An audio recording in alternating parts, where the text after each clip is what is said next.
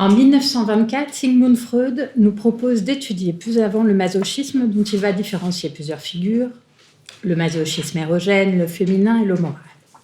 C'est ce dernier masochisme dit moral sur lequel nous allons nous concentrer car il nous servira d'introduction. Dans son article « Le problème économique du masochisme », l'auteur nous dit donc qu'il considère le masochisme moral comme étant d'un certain point de vue la forme la plus importante de ce masochisme. Ce dernier, nous pourrions dire, fait feu de tout bois. L'important est qu'il y ait souffrance. Pour avancer dans sa réflexion, Freud décide alors de partir de la forme indubitablement pathologique de ce masochisme. Arrêtons-nous un instant à cette formule pour préciser que si, par pathologique, nous entendons ce qui fait souffrance chez l'être, alors c'est là que le clinicien a à se pencher sur ces expressions du masochisme. Freud nous indique que le masochisme moral relève d'un sentiment de culpabilité inconscient. La réaction thérapeutique négative, le bénéfice de la maladie, un mariage malheureux, la perte de sa fortune ou une affection organique sont autant de voies pour le satisfaire, nous indique-t-il. Pour expliquer l'origine de ce sentiment qu'il propose de nommer également besoin de punition, l'auteur évoque une tension entre le moi et le surmoi. Ce surmoi qui a fonction de conscience morale et peut, par l'effet de la démiction des pulsions, devenir dur, cruel, impitoyable envers le moi dont il a la garde. Reconnaissons ici la figure de la résistance du surmoi que Fernando de Amorim nous a appris à différencier du surmoi lui-même. Freud signale encore que c'est à ce sadisme du surmoi que répond le masochisme du moi. Retournons au lien entre la constitution du surmoi et le complexe d'Oedipe, l'auteur nous indique encore que le masochisme moral est une manière de revivifier ce complexe.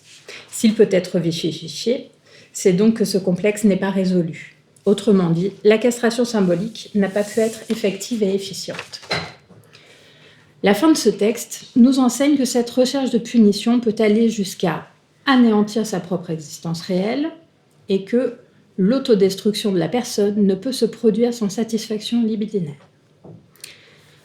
Ce que Freud décrit dans ces lignes ne peut que parler à celles et ceux qui accueillent les associations libres d'être en souffrance.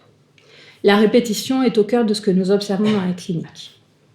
Aborder le masochisme qui fait souffrir, l'être, nous mène donc à y repérer l'expression d'une jouissance, sa puissance destructrice lorsque la castration apaisante fait défaut, ainsi que son lien avec ce qu'Amorim nous a appris à reconnaître comme les organisations intramoïques. Partons de ce dernier point pour le préciser. Nous l'avons vu, Freud va rapidement signaler dans son texte que le masochisme se situe du côté du moi. Le moi, instance imaginaire par essence, est aliéné. Le masochisme, s'il fait souffrir, nous indique que le moi est donc écrasé par les organisations intramoïques. Ces organisations qui se situent à l'intérieur du moi, à la limite des parties conscientes et inconscientes du moi, sont constituées de la résistance du surmoi et de l'autre non barré. La reconnaissance des organisations intramoïques nous permet de préciser que le surmoi n'est pas sadique, bien que Freud utilise ce terme.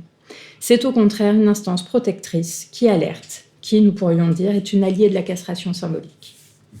Lorsque cette instance n'est pas écoutée, a perdu de son autorité, nous avons affaire à ce que nous retrouvons dans la clinique sous la forme de plaintes, de symptômes psychiques, corporels, organiques, voire de passage à l'acte.